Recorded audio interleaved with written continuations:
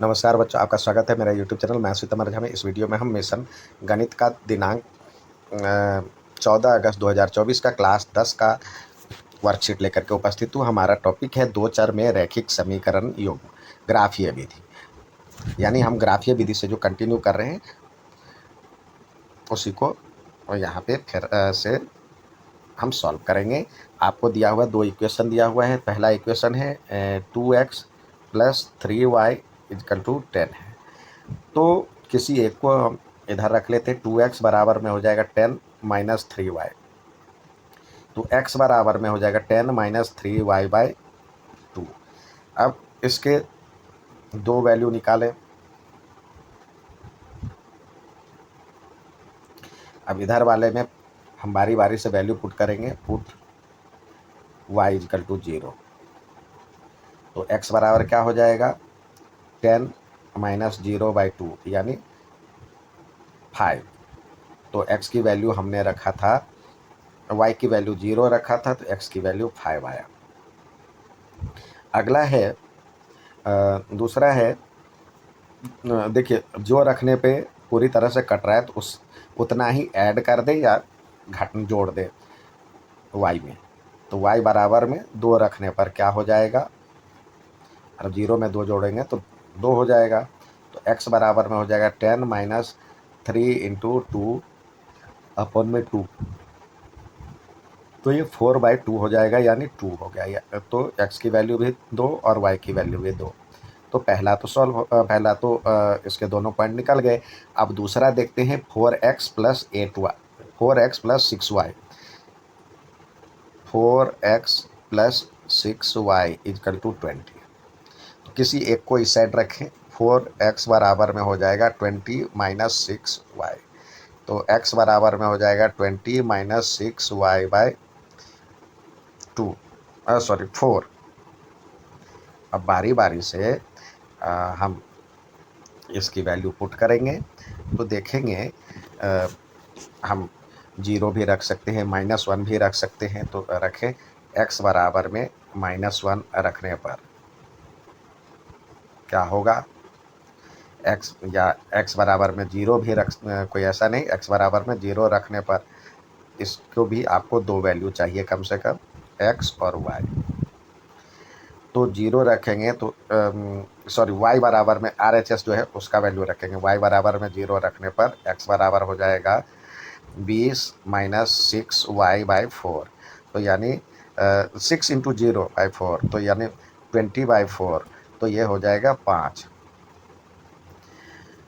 अब कोई और देखिए 4 का अंतर रखें y बराबर में 4 रखने पर क्या हो जाएगा, x बराबर हो जाएगा 20 माइनस और ये 6 × 4/4।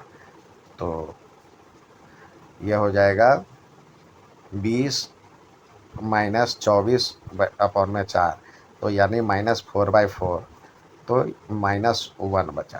तो यानी x की वैल्यू -1 और ये हो गया आपको y की वैल्यू 4। तो दो पॉइंट निकल गए। अब इसको ग्राफ पेपर पर जब हम सजाएंगे तो हम अलग से ले लेते हैं। हमने ग्राफ पेपर अलग से ले लिया। अब कह रहा है x की वैल्यू 5 है और y की वैल्यू 0 है। तो x की वैल्यू 5 और y की वैल्यू 0।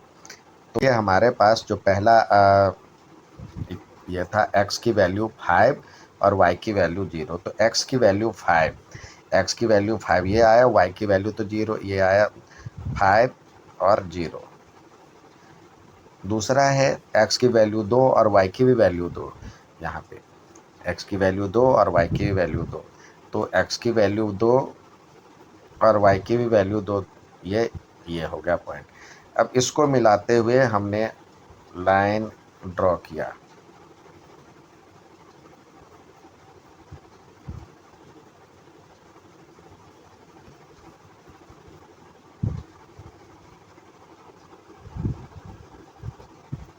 ये हो गया हमारा लाइन। ये हमारा पहला इक्वेशन को ग्राफ पे हमने ड्रॉ कर लिया। दूसरा है x की वैल्यू 5 है, y की वैल्यू 0 है, तो x की वैल्यू 5 और y की वैल्यू 0, तो यही होगा। और हमने दूसरा इसका पॉइंट लिया था x की वैल्यू -1 और y की वैल्यू 4, x की वैल्यू -1 और y की वैल्यू 4, सॉरी ये हुआ। यानी इसी पे दूसरा भी लाइन आ रहा है, इसी पे भी मतलब दूसरा जो लाइन है वो भी इसी पे आ रहा है। इसको हम यदि इससे मिलाएं ये दोनों पॉइंट को तो एक ही पे आ रहा है। तो ये दोनों समीकरण एक दूसरे को ओवरलैप कर रहा है, तो इसका मतलब हो गया मैनी सॉल्यूशन, इसके होंगे मैनी सॉल्यूशन। और यदि एक पे दूसरा ओवरलैप कर रहा है तो कोइंसिडेंट या कोइंसाइड रे कहते हैं। यानी एक ही के ऊपर दूसरा ओवरलैप कर रही है, तो इस तरह के समीकरण को हम कह सकते हैं जो कि इसके दो रेखाएं संपाती है, ये संपाती है एक दूसरे के, और इसके बहुत सारे हल होंगे, मैनी सॉल्यूशन होंगे।